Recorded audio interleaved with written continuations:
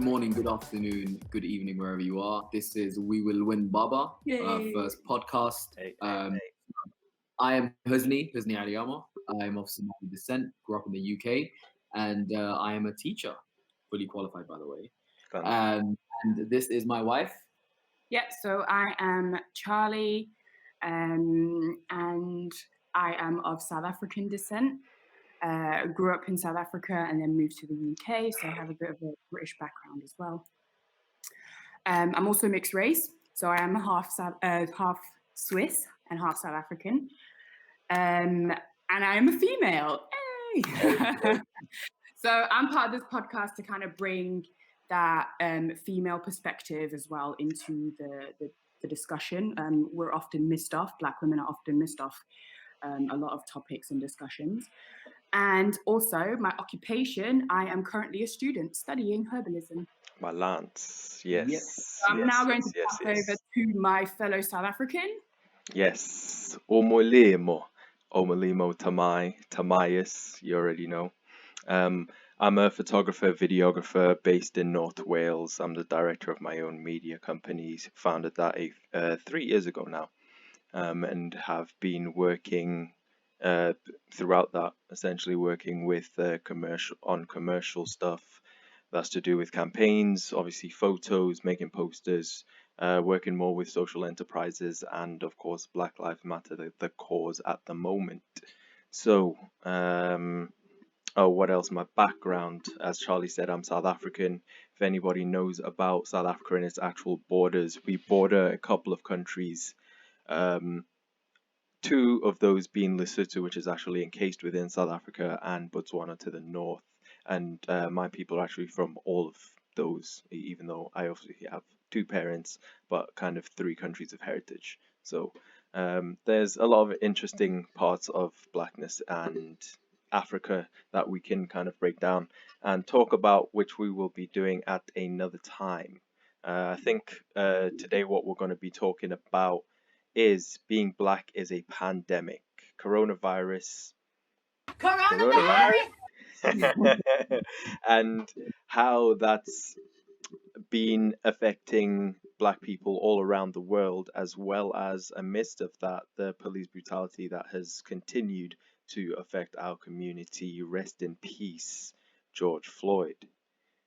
R.I.P. R.I.P. Breonna Taylor. All of these are names of people who have died in at the hands of police brutality in amidst a international pandemic. So let's get into it. Yep. All right then.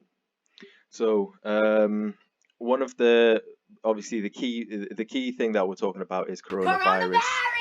How it's disproportionately affecting Black people everywhere, even though there is a low incidence on the African continent, which shows that the disease is not in any way targeting Black people. We are not susceptible to it from purely being African. It's not anything to do with melanin. What are you guys saying? Charlie, do you want to go first? No, you want to go. I think if you think about it, like the COVID-19 as a whole has affected the Black community in a lot of places, and I think it sort of purely comes down to the socio-economic powers of the Black community around the world. Obviously, due to history, we've basically been forced to take the short hand or the short straw, which basically then, in a nutshell, makes us susceptible to a lot of things. And one of them being we can't really fight this pandemic. For example, the biggest one is, I think, in a lot of places in London, especially the city I grew up in, a lot of the people of color are actually the ones who are doing they're doing the groundwork. The groundwork. So bus drivers, nurses, nursing homes, all of these things, cleaners.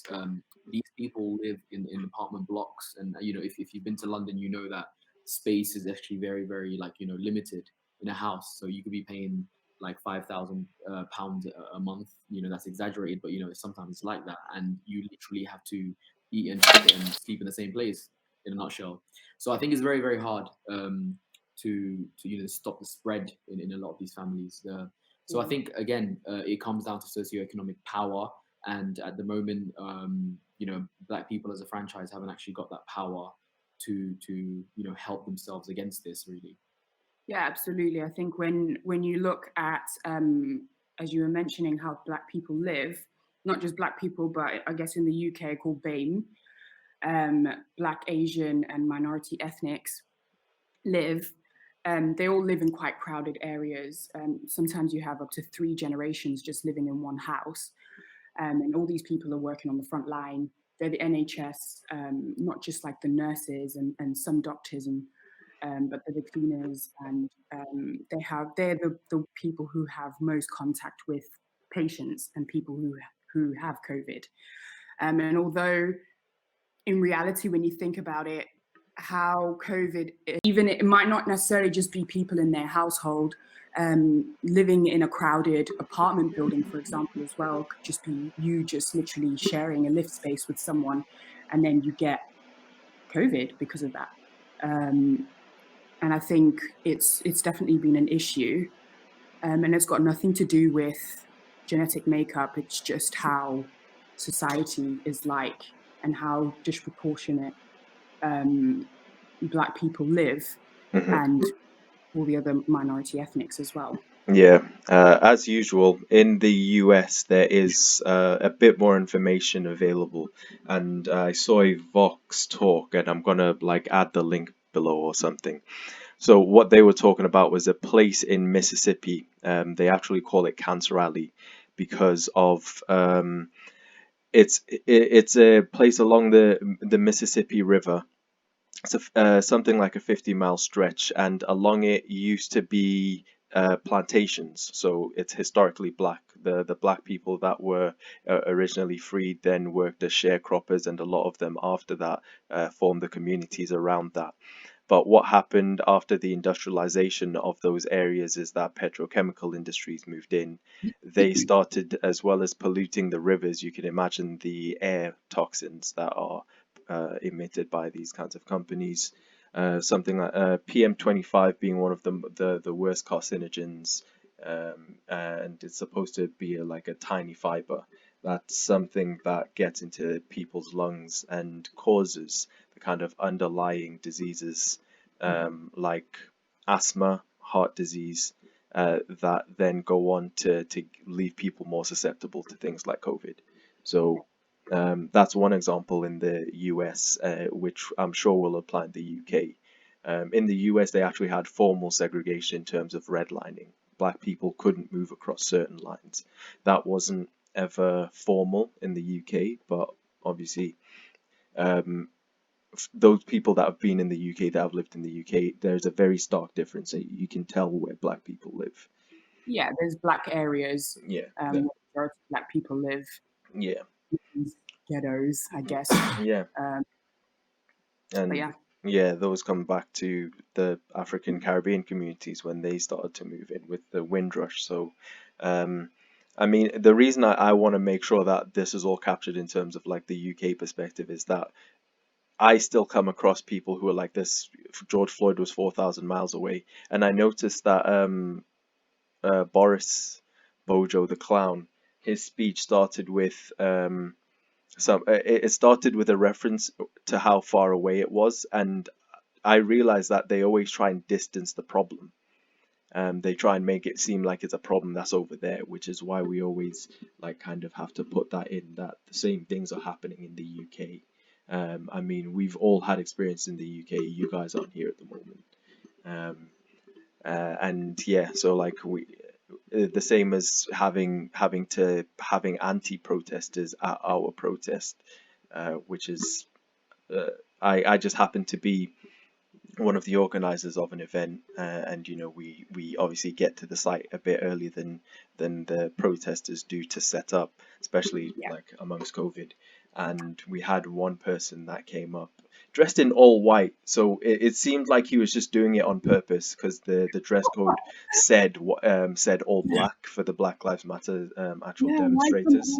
So he turns up in dressed in all white, like literally white shoes, white trousers, white t-shirt, white jumper, and he's like, all lives matter, and he's like, can somebody explain this to me? And we were like, so you really kind of came down like the same place you got your information probably has a Google machine or function on it. You couldn't Google what it was about. Instead, you'd rather come down. So like we have these kinds of disruptions, and it's all basically related. Anyway,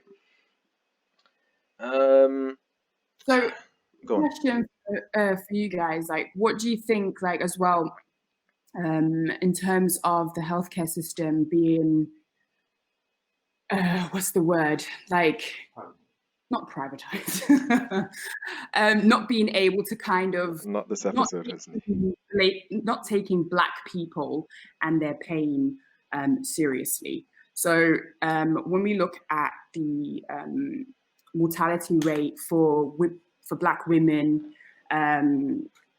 giving birth, it's disproportionately higher compared to their white counterparts. Mm-hmm. One of the reasons for that is because doctors and midwives and nurses, white ones in particular, don't take notice when a Black woman is saying, I am in pain, I need XYZ, Mm-hmm. and they just think that they're being exaggerating. So I guess in terms of COVID, do you think that that is something that's also affecting Black people in the NHS?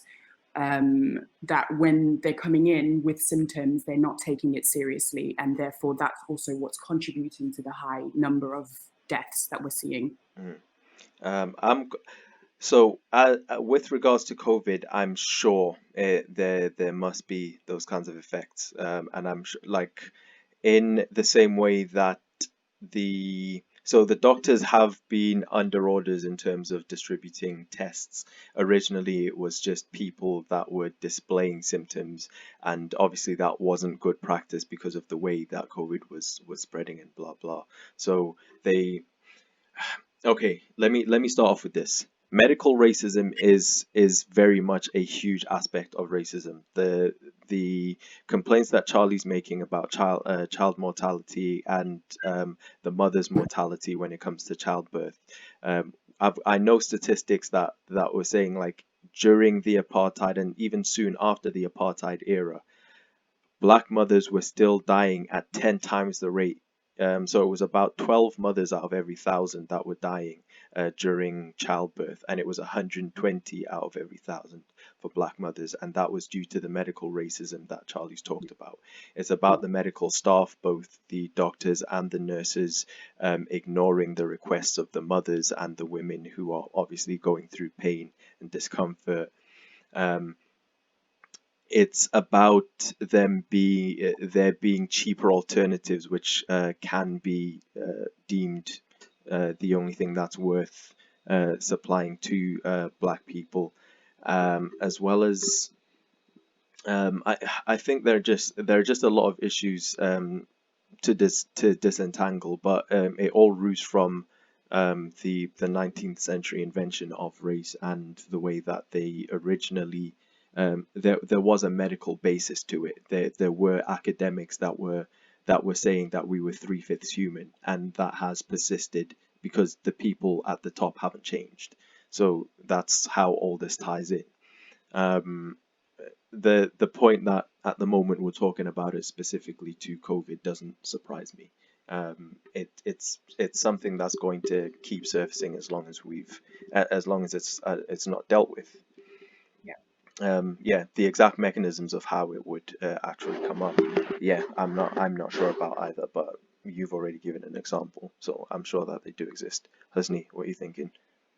I think when it comes to me and Charlie, we've had a lot of discussions, obviously, like, talking about having kids and stuff like that and whatnot.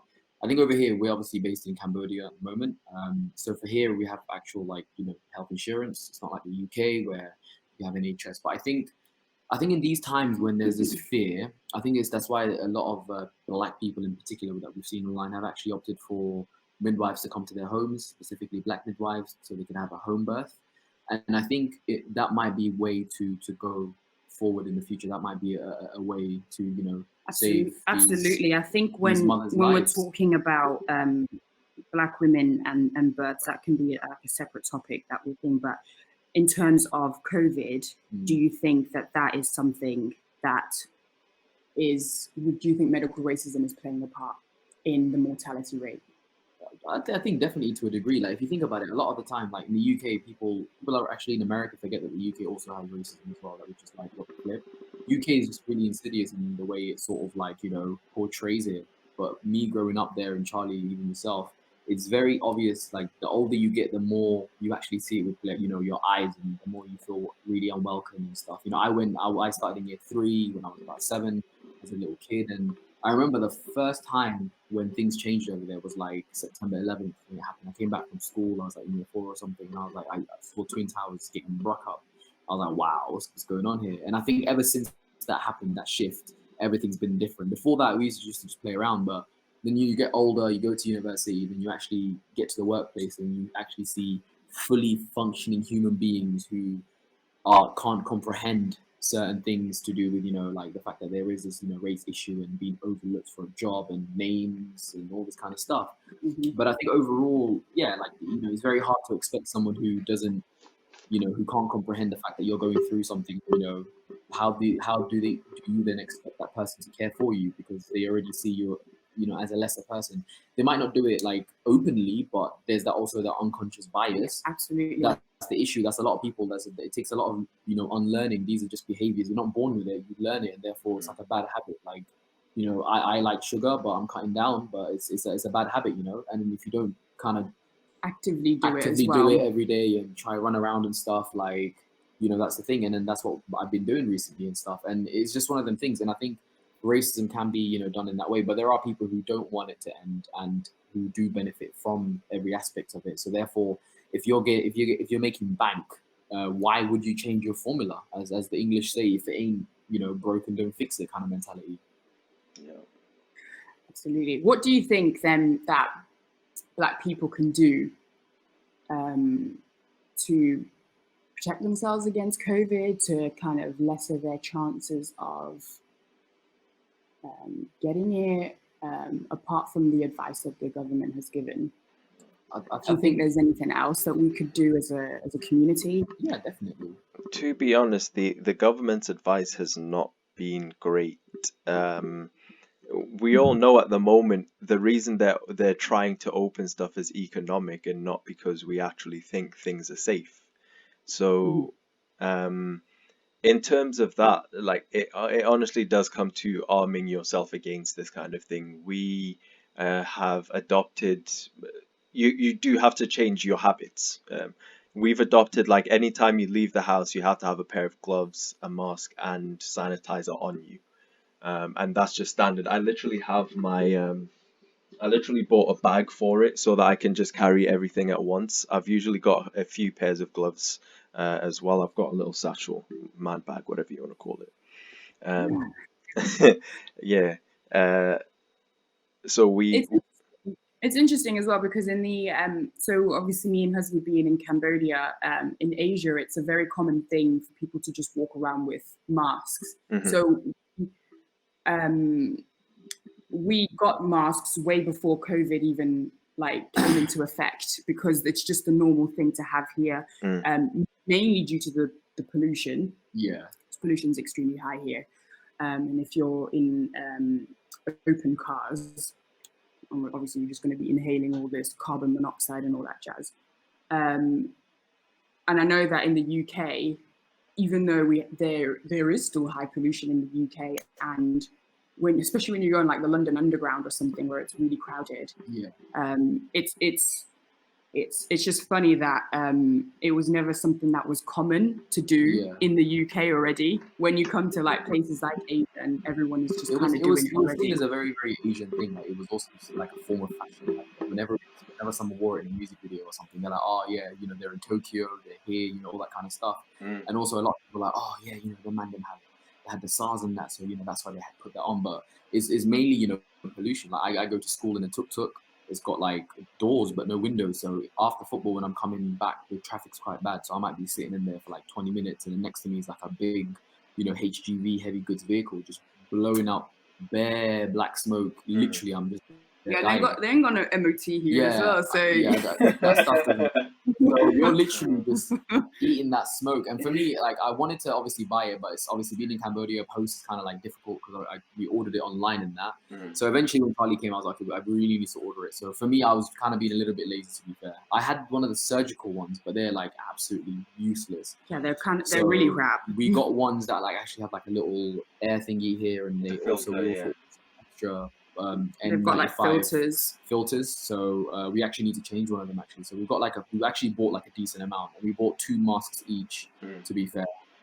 So yeah, so I think in that sense. But as for the UK, I think the best thing for black people in general, what they can do is there needs to be like a website or something where there's like trusted black doctors. Like we have so many GPs that are black and whatnot, so we need to actually we want them to come forward. Right? We want them to maybe write little blogs. We want them to do little radio things, and so because they're inside the NHS, so they can tell us what on, and therefore we can then trust them, in that sense. And I think that's what they need to do. So the British Black Medical Association of Doctors or GPs need to kind of come out, and we need to search for them as well, because I feel like we need to just, as I said at this moment, trust our own people, because it's very hard to get compassion from someone who, as you said, sees you as like a 3/5 as a human or some nonsense like that. Absolutely. So I think that's where it needs to start, really, to be fair. Yeah, I think that's a good idea. Yeah, I would second that. I think knowledge sharing, basically what you've said in terms of building some kind of, I think we have to build our own. In short, this is yeah. We actually have to build our own. Like, health comes before wealth, basically. So we need to build some kind of shared resource that people can access. It's not just like an academic platform, if you get me. It has to be a shared platform that people can access. And one of the things that people forget is we actually need to let people know about it, and let them know that this is built specifically by black people for black people, because like we've said, there are issues that only black it's not that actually, let me not say only black people understand, but black people take them as seriously as they should be taken, basically. Like you said, some people lack compassion, and yet they work in positions that where compassion is like a prerequisite. It's an absolute must-have, and obviously they don't have compassion for said people because of the color of their skin. So it's definitely something that should be taken seriously. I do think the statistics on childbirth, particularly, are one of the biggest things that affect us, because it affects the mothers. Like, it's really difficult to basically take that. Yeah. In terms of COVID. Oh, what is there anything specific that we could do in terms of COVID to kind of add on to the question? Because I feel like the needing of building shared resource is, to be honest, to me, it's something that's doable. It's something that definitely could be done. Yeah, just having that transparency. Yeah, but as you said, like, let's be honest, like a lot of the communities, the ethnic communities, they have their own things. Like the Jewish people in America, they have, the unorthodox Jews in America. In Williamsburg, they have their own community, they have their own police, they have everything like that. I know they're a bit ahead of us in terms of the game. Like, the game started, like, we got tripped over a few times, so we're literally just getting our way back up. But they're literally running the race kind of thing. So I think for us, wherever we are, we need to actually have these associations, and a lot of communities have them everywhere you go. So it's mainly mainly Indian communities are very, very active within the community. So wherever you go, there's always an Indian, Sydney, Indian, Mumbai, Indian, Rwanda center. There's always something, right? And in my community, Somali community, like we have. Yeah, you guys ride. Yes. So we're quite close in that sense. We know everyone's business, basically, right? So it's a bit. Yeah, I've heard from. So we have something called Ayuto. So and also a little food for thought. Somali's diaspora actually send back every year. This was a statistic from 2016. They send $1.4 billion in cash remittance. So obviously, like black tax. So I send it back to family back home every month to help them with school and everything, all that kind of stuff. So the things that our communities have money, like, we put money into religion. Let's be honest, like this, whatever religion you are, you're giving, money, and then church getting bigger, everything else. But at the same time, You're not getting like your kids after school clubs. You're not getting them like STEM centers. All these things that actually the community need. And I think once the community as a whole comes together and does that thing that a lot of African communities do, which we do, is called Ayuto. Every month, people in the community put money together, and every month someone uses that money either to buy a car, to do a little down payment on a house, to do a little business thing. So it's like a massive circle. Like there's about 50 man, them just it's all cash in hand, obviously, in it. Bunda government. So I think we need to, and I'm sure it was a very traditional thing back home in Africa that people used to do back home. Quote me if I'm wrong, but yeah, I think it's something that we do also in the Zulu community in South Africa. We do the same thing, where you come together and you put money together, and then it just choose who it kind of goes to. It's not something that is more commonly done now in the more modern age, but it was something I remember my mother saying that. Yeah. But I think also, like, as Africans, like, we when we come to the West, like sometimes we shed a lot of things from our cultures, which are really good. For example, in Burkina Faso, West Africa, like if you are young and you have a wife, you get married, the whole community, everyone in your borough, pretty much, or whatever, comes out and helps you build your house from scratch, fam. Nice. So think about it.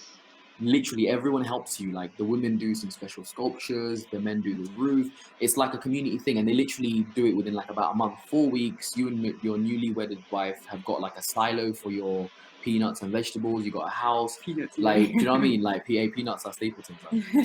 So I think as Africans we're very generous, and I think as Africans we need to come together wherever we are as a Black community and literally all it takes is literally £1 or £2. Even if you say £5 a month subscription, tenner, everyone has a tenner. Yeah. You know how much money that would be? And in every borough you've got your own grocery shops, you've got your own homework clubs, you've got your own gyms, that's the thing, like the money, especially in America, the Black community apparently only stays in there for what, 6 hours? 6 hours. Yeah. 6 hours. Shout out to Killer Mike, trigger warning on Netflix. Yeah. He was trying to live black for 24 hours. It was hard. 3 days it was. 3 days. He couldn't drive cars that were made by white companies. He couldn't do anything. He had to get a bike from this black guy who makes bikes in the community and stuff. So it's a really good thing, but I think it's very important for us to see that we need our own shops. Absolutely. I think just adding on to that as well, it's like just for COVID in particular, it's taking the learnings from Africa. Africa as a continent has the lowest rate of COVID, so clearly doing something right. And just looking at what they're doing, there's so many things that are happening, and it's just not being, it's not being shown by the media, because whenever there's a good narrative in Africa, they don't want to show it, because it shows that the Black man is getting stronger, and they don't want that. So Senegal, for example, are doing the home test kits for $1. So they're going to be really cheap and people can get their results. I think Ghana were doing like mass testing and able to test, like, I can't remember the exact number, but it's like thousands in one go, and get results like instantly. Also Madagascar, in terms of a herbalism point of view, which is another thing that we can definitely incorporate into our lives to make ourselves like healthier and stuff, as well as going back to traditional medicine and looking at that, using plants and herbs that are around us to kind of help with that. And that's exactly what Madagascar are doing. I can't remember the plant that they were looking at, but it's showing promise that it might be able to help with COVID. So they're actually doing trials at the moment for that. And that's just using plants and stuff that we have around us. It doesn't just have to be Big Pharma. It doesn't, exactly. It doesn't have to be orthodox medicine that we look to and look towards. Western culture has made us feel like we need to rely heavily on that, and it's not always the case. There's a time and place for that type of knowledge, and there's also a time and place for just letting your body kind of heal yourself. Making sure that you're eating right and that you're getting those traditional herbs that a lot of pharmaceuticals are actually based off of, and just getting whole foods in you, and stop eating all those processed shit. Yeah, that's key, literally. Like me growing up in Somalia, like if I ever got ill or got a cold, my mom would give me like hot tea with a little dash of milk and some peppers. Like she would put so much peppercorns in there, and like I actually tried this on Charlie's stepdad, who's Belgian.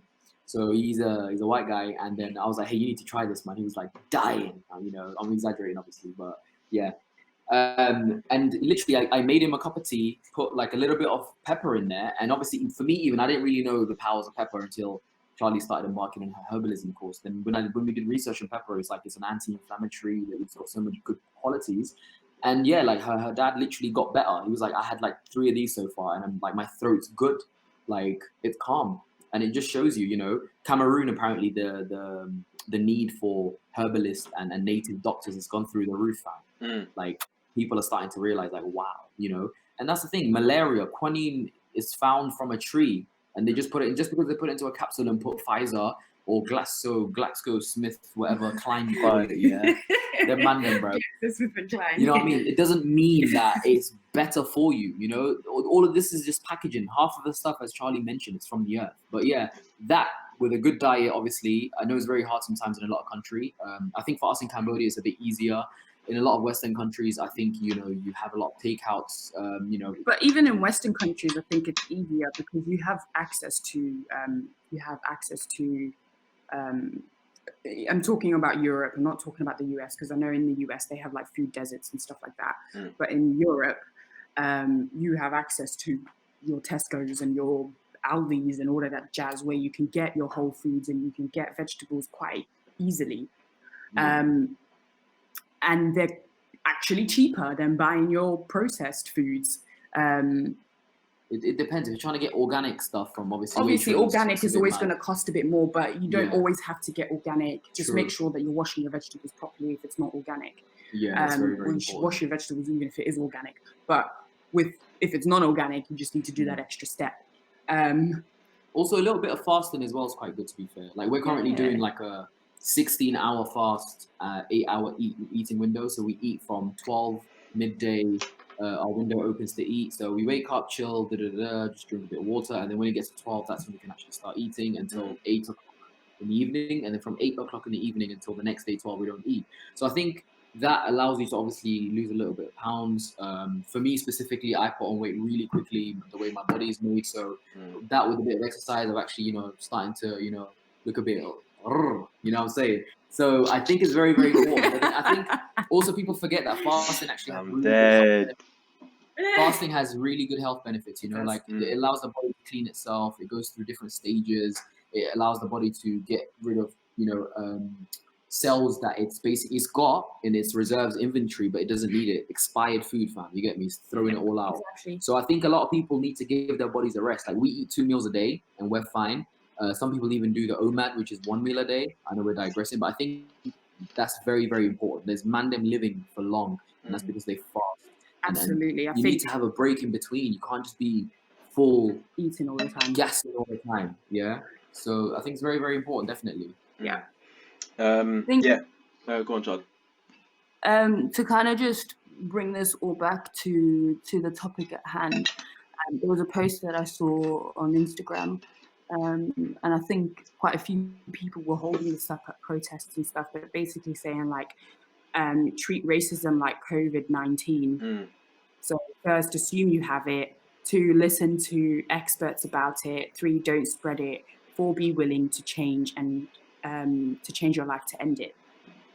Yes. So if you can't do 1 through 4, inject 1 bottle of Lysol or 2 of bleach. I see.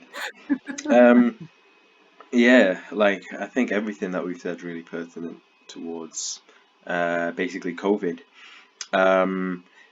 So one of the things basically I said, and one of the things that we've talked about, I'm kind of bringing it back. I'm touching on something that Husni said about the youth clubs. I forgot exactly what it was, but it just kind of triggered to me. Like, people don't realize how racist it was that when Boris was the mayor of London, and when the whole when the era of what have I've even forgotten the term now. What is it that they austerity? That's the one. When they were cutting everything, Yeah. how much the youth clubs meant to the communities that they were catering to. And of course, like one of the things that Carla said, that it's no surprise that the places that were funding youth clubs where they were closed down, especially in the inner cities, where young boys were growing up, are also the areas that had these dramatic increases in what we now call gang activity, which includes knife crime. And obviously we can go down the whole of how that term in itself has been racialized, but it's not that episode. The other thing that I wanted to talk about was the economics of how people can actually defend themselves against COVID. The things that we've talked about, people have to buy. A lot of if we remember at initially, during COVID, a lot of people were saying, how is it that the medical frontliners can't get tests, but these politicians and celebrities can? So we have to remember that that is down to economics more than anything. The celebrities and the politicians, who else got it? There were some pretty, because I think it was Tom Hanks came out, on our side Idris Elba came out, um, who obviously Boris did, because he was in COVID wards shaking people's hands without a mask. And Stupid. this is the person we're supposed to take seriously on medical advice. Like, are people really serious? Yeah. All I'm saying is, there's a picture a while back. Just look at inside Boris's car.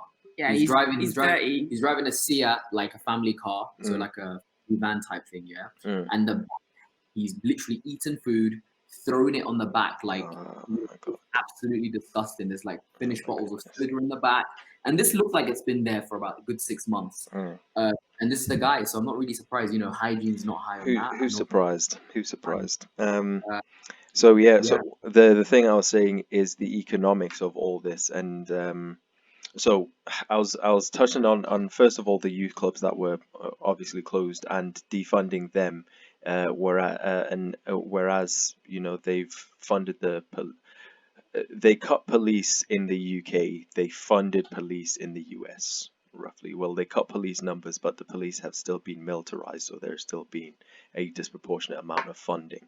The US's history of the US history is very linear when it comes to black people and economics. First, the people came in on a bill of sale. They were kidnapped Africans, they were enslaved, and they were branded. They were not allowed to get money, they couldn't own property, they couldn't own their business, they couldn't, like, obviously gather assets. 400 years. Once that was outlawed, abolished, then you get sharecropping and chain gangs. Chain gangs and basically is what amounts today to prison.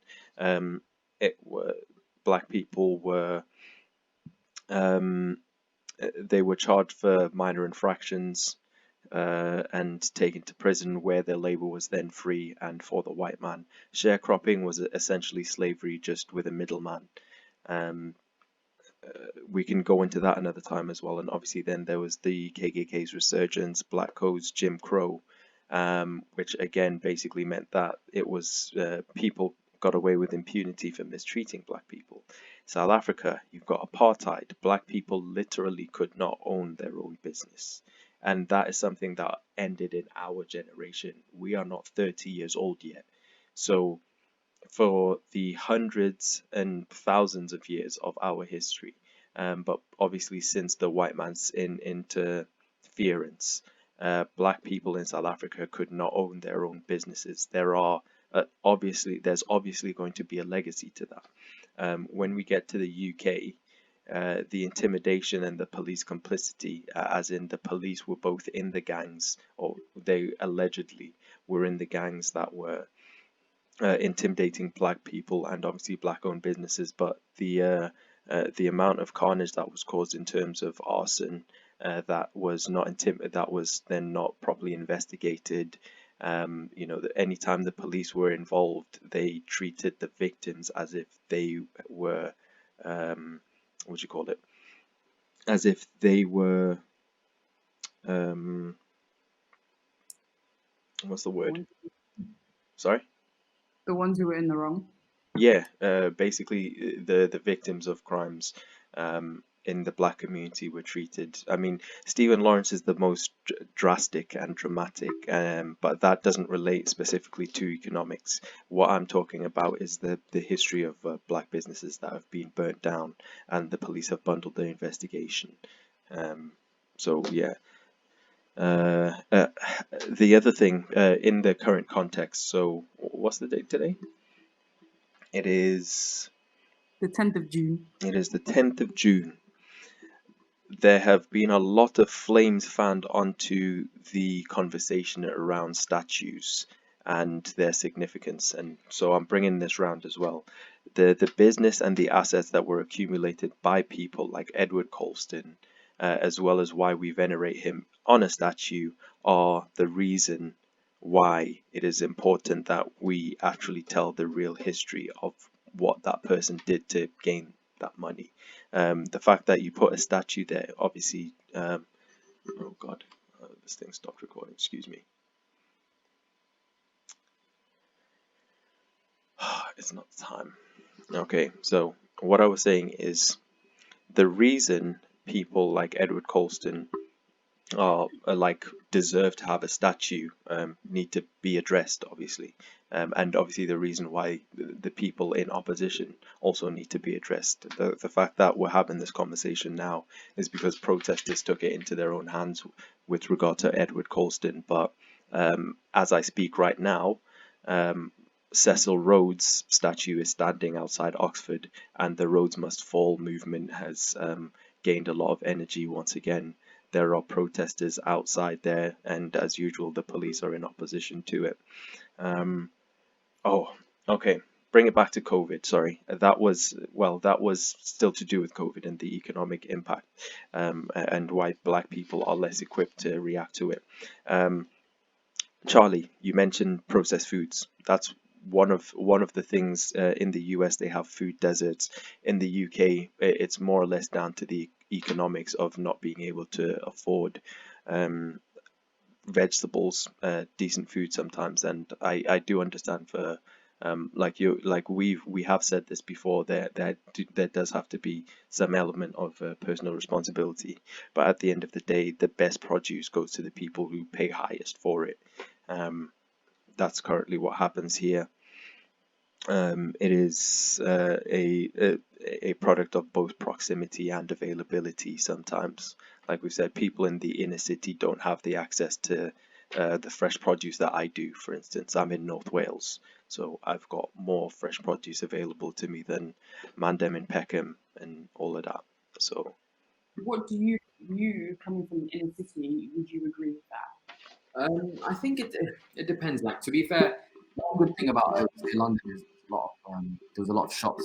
For example, even in Harlem, you have a lot of the Kurdish immigrants, Yeah, you have a lot Turkish, of like the Indian shops as well. Indian shops, so they actually get like a lot of produce in. To be fair, yeah, I was going to say, because me growing up in Leicester, living in Leicester during my teenage years, and I know it's not the size of like London, but you would literally be able to go to these Indian shops where it was actually even cheaper buying fruit and vegetables there than it was going to your local Tesco's. And you obviously coming from London, inner city London as well. Yeah, it was the same as well. Like, we had access to those things. In my area of North London, Harrow, there was a lot of Pakistani as well as Algerian butchers, which had like really fresh groceries, and it was actually quite cheap. Like, you could actually get like, I don't know, about a kilo of oranges for about £1.50 and stuff like that. So they do these kind of offers. Was it the best quality? Sometimes not, hit and miss, but majority of the time it was okay in that sense. So I think for us in inner city, it wasn't too bad. But yeah, for those who don't actually know what a food desert is, it's basically areas, especially in America, where there's actually no shops that supply fresh groceries and produce for certain communities. Yeah, or they do, but it's so much more expensive compared to your processed food. Mhm. So like a head of broccoli might be like $4, whereas you can buy a box of Pop Tarts for like $1. So what are you going to choose when money is strapped and you don't have a thing? You're going to obviously go for Pop Tarts because you can like there's a whole box of them with 10 Pop Tart. I don't know how many Pop Tarts there are in a box, but you know, just an example. Um, compared to a head of broccoli, which would really just feed you probably, and if you've got like a big family, that's Yeah. only going to feed you once. So people Yeah. end up being, you're almost forced to buy the bad quality food and the Yeah, bad processed precisely. foods because you don't have that. But I really don't think it's the same thing in Europe and in the UK. Mm. Much as you were saying, yes, we might not get as good quality as you would get in maybe a Waitrose or in a Sainsbury's, which are your more higher end supermarkets. But I really think that you can get, and we don't have the same issue of food deserts in the UK like they do in the Yeah. US. And I think that people need to make the conscious decision to go and buy vegetables. I know so many African people of the diaspora who do not like vegetables and will sit there and be like, a meal is not a meal without having meat on the plate. And Yeah. and will happily eat a plate of meat, but will ignore the vegetables, even if it's offered to you, Yeah. because they just don't like to eat vegetables, and it's not part of our culture.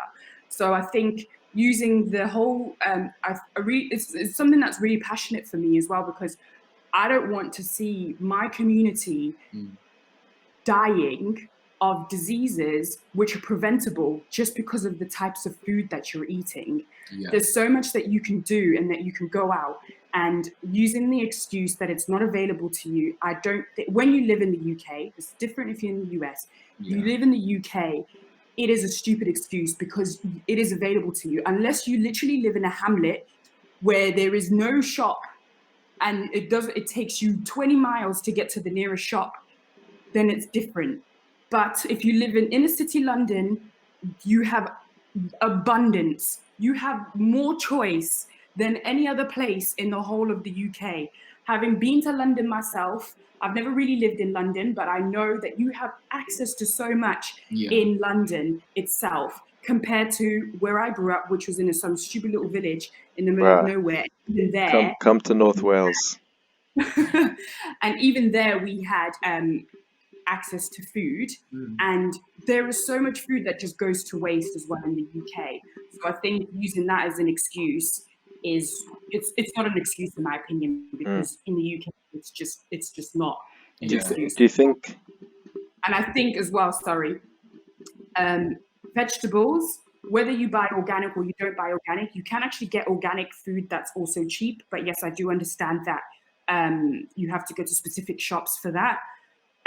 But even if it's not organic, that food is if you buy a trolley full of vegetables and a trolley full of processed shit, I promise you that the trolley full of vegetables will be 10 times cheaper than your processed food in the UK. Yeah, definitely, 100%. And I think that's the case for a lot of people.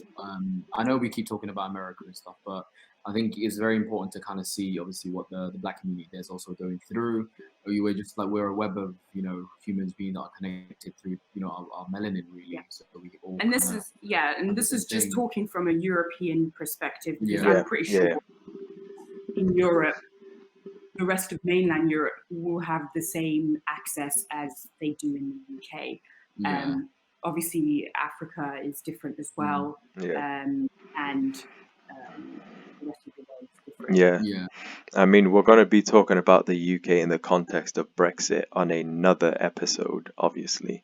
But yeah, that situation generally might change. 40% of our goods are from Europe, which includes a disproportionate amount of the fresh produce. Like, I'm not sure which vegetables we do produce in the UK en masse, but I do know that we obviously get a lot from. Apples? What'd you say? pears, potatoes, apples, pears, Potatoes, yeah. Sugar beets Yeah. to make sugar.